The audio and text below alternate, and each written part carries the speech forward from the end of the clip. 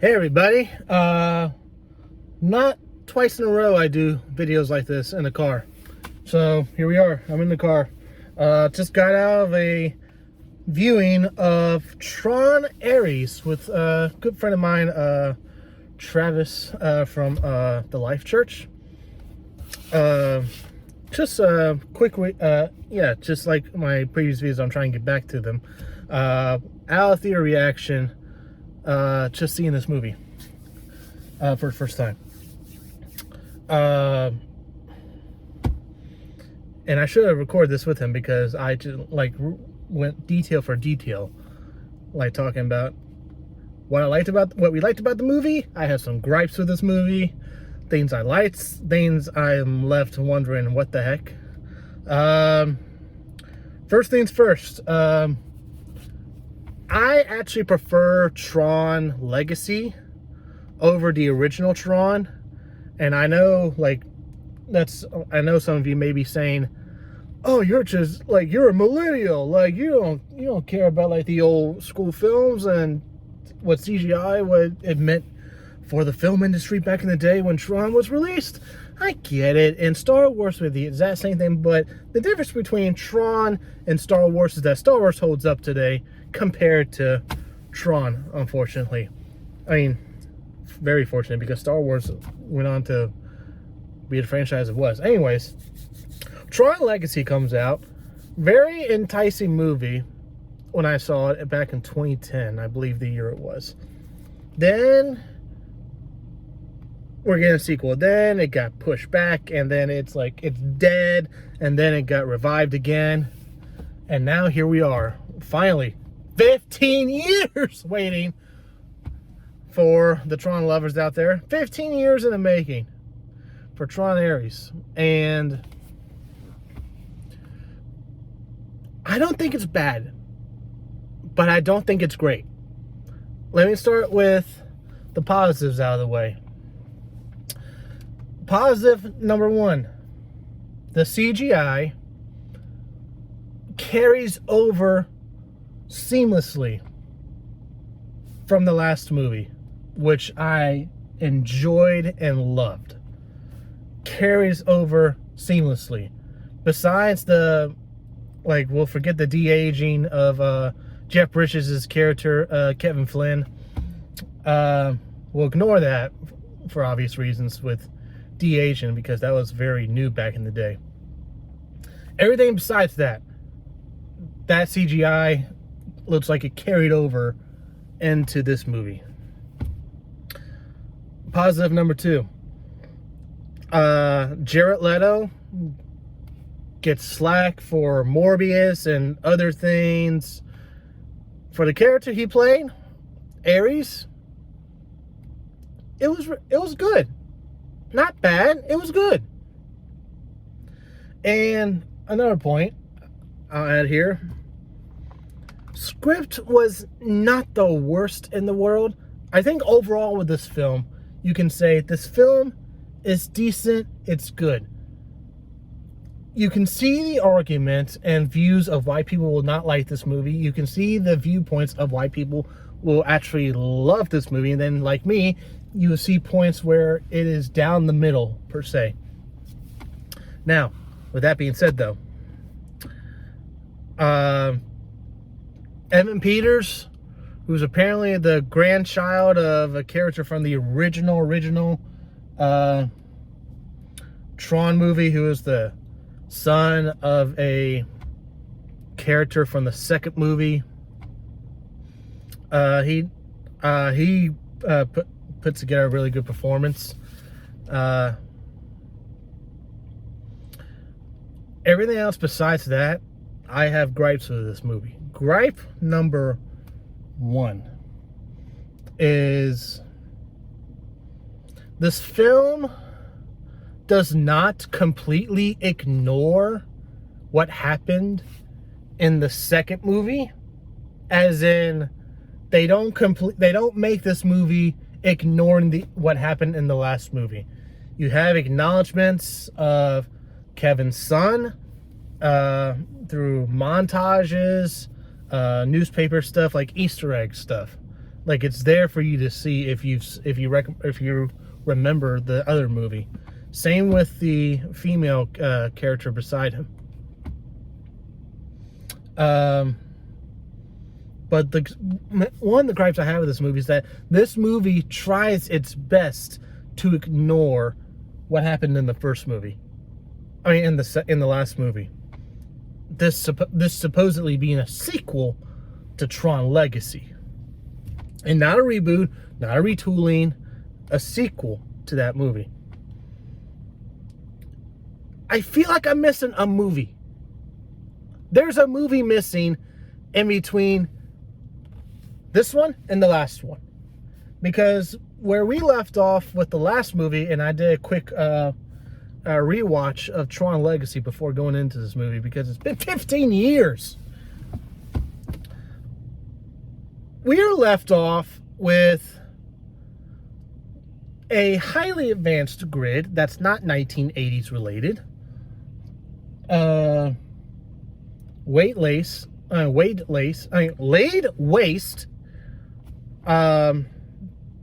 We have a revelation where an AI program now exists and lives in the real world.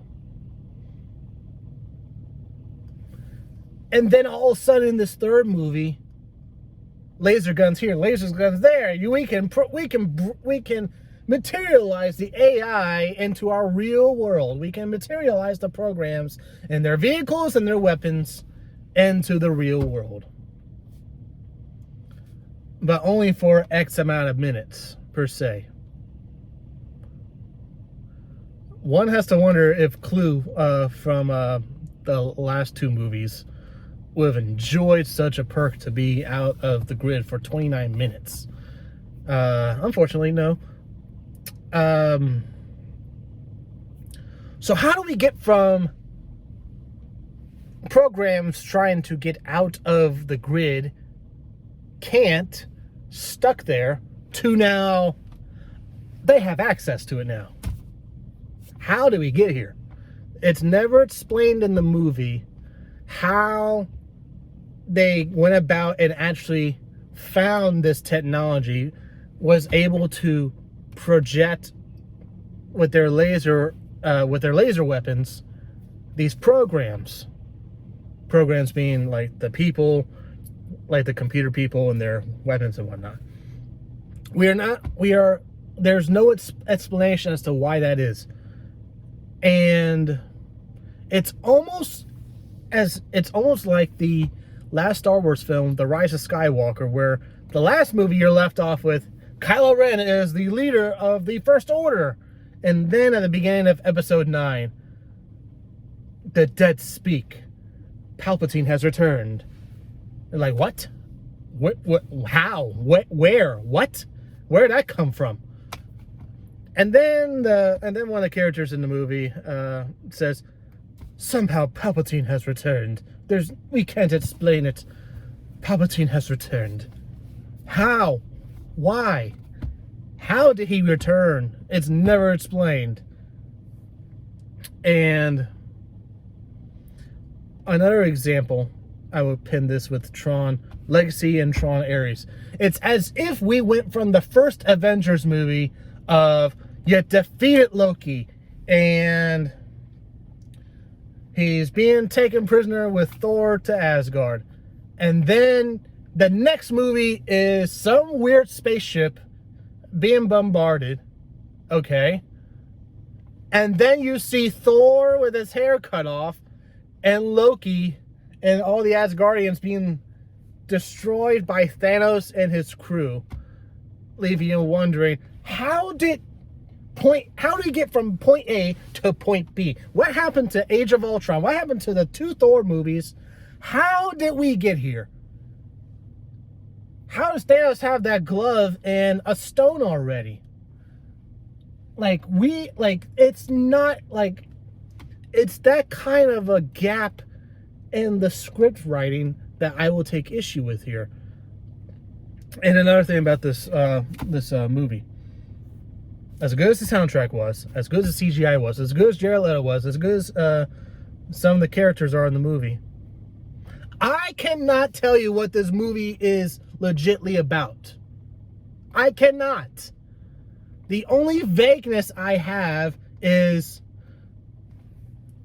corporate trying to make these programs permanent in the real world without deteriorating after X amount of minutes, because they don't have a proper code. They don't have a codex. They don't have the passcode. They don't have the missing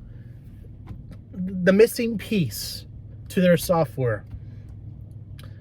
And then the through line of all this is that there's this program within this program that develops a conscience and develops feelings and thoughts of its own with Ares, with Jared Leto's character, which is a really interesting through line.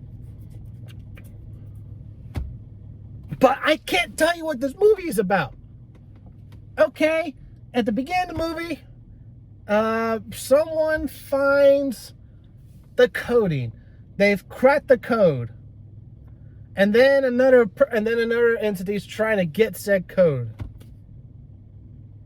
That is the whole movie. That is the whole movie for you. I just explained the movie to you in 5 minutes. Right there. Someone found something, and someone's trying to get something. They failed to do it. They're trying to eliminate said person while getting said information. And then this person that's trying to get said information loses, and this person succeeded. There. That's another way of explaining the movie in 30 seconds for you. There's no... I don't want to say there's no soul. This movie feels like there's no purpose, per se. This movie makes me wanting...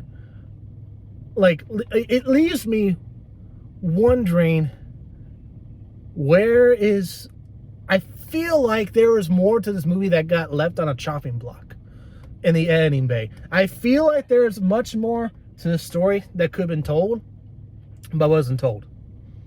I feel as if I was sold I bought something and I was expecting something big, and then I get something medium or small.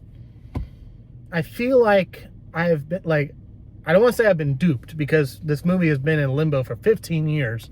And also, the last movie, A Legacy, 90% of the movie is in the grid. This movie goes out of its way to not even making it subtle to the audience, hey, we'll show a little bit of the grid, but not the entire movie, because we still have to maintain a budget, and we still want to try to make money off of this, because the last one didn't do as well at the box office. Thus, because it didn't do so well, Disney bought Lucasfilm. A whole story behind that for you. Had Tron Legacy made more money than what it actually made, Disney does not buy Lucasfilm. Wrap your head around that for a minute. If we lived in a world where Tron Legacy was a billion-dollar film on the high end, Lucasfilm is never bought. By Disney, at least. Maybe it gets bought by Warner Brothers or Universal, but it's not bought by Disney, because Disney was looking for another flagship franchise, kind of sci-fi to work with, because they had already got Marvel. They're getting ready for the Avengers, which hadn't come out yet, and seeing if that project was going to work out for them. And when Tron failed to meet up the expectation with the shareholders, Bob Iger, back in the day, placed a call to George Lucas to say, hey, we know you have secret scripts for 7, 8, 9 episodes. Let's go ahead and buy the company, and we'll make 7, 8, and 9. They made their own versions of 7, 8, 9, by the way. It is not what George Lucas had for a script, per se. But yeah. Fun little history lesson for you right there. But overall, just to close out this review for a moment, should you go see this movie? I saw this in IMAX. This is probably my second time at the Paradiso Theater in Memphis. The first time I went was with one of my mentors, John Farmer, and we saw The Dark Knight Rises back in 2012. That's how long it's been since I've been to this exact movie theater. So first of all, walking inside the Paradiso, I can see why people love the Paradiso, because I have a vague memory of the place, because it's been over 13 years for me since I last was here. So there you go. Almost the same life cycle from Tron 2 to Tron 3 is how long it was for me to be at the Paradiso. So, I mean, overall with this film, I say go see it. We actually saw it in IMAX tonight, which, again, for me, it's been a long while since I've seen a film in IMAX. Just amazing experience if you can see it in IMAX, especially with the CGI and the filmography of the film. Definitely, I would say see it, because you may get enjoyment out of it.